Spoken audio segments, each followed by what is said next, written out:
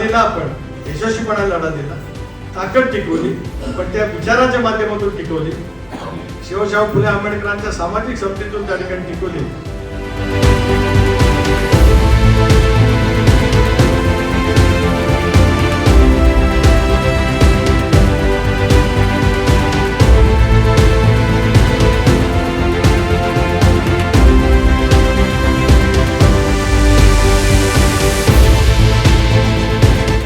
मी आज आपल्याला निश्चितपणे सांगू शकतो आहे, महानगरपालिकेच्या निवडणुकीमध्ये सुद्धा अजितदादांच्या नेतृत्वाखाली राज्याच्या महानगरांमध्ये राष्ट्रवादी काँग्रेस पक्ष मोठ्या बहुमताने निर्वाचित होईल.